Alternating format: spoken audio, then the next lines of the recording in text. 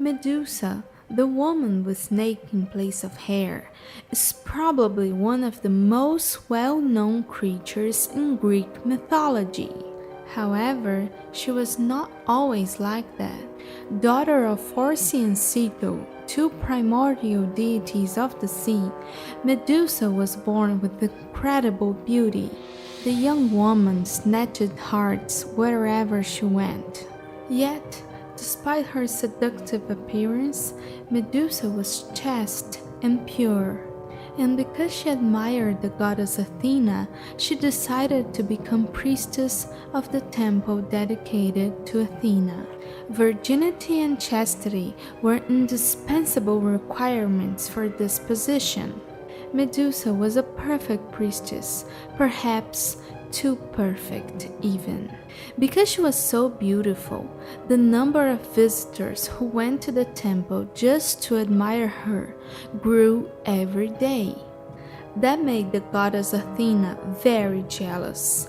For having the most beautiful hair of all Greece, one day a citizen dared to say that her hair would be prettier than the hair of the goddess Athena.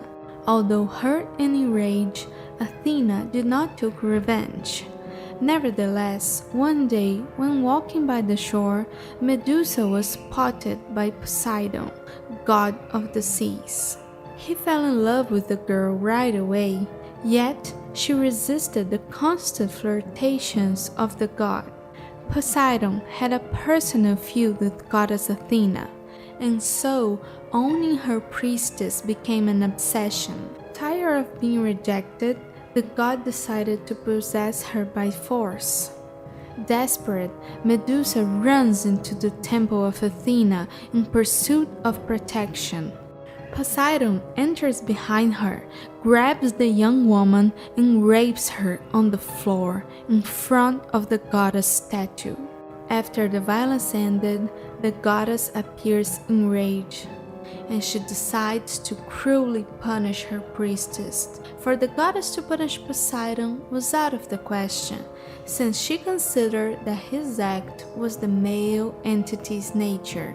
Yet she considered Medusa guilty of seducing the god and bringing dishonor to the temple and the goddess.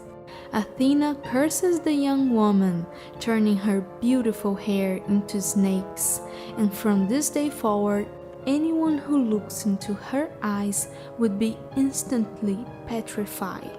Medusa was now chased by warriors who wished for her head as a trophy, yet they were all turned into stone. The hero Perseus finally was able to decapitate the creature.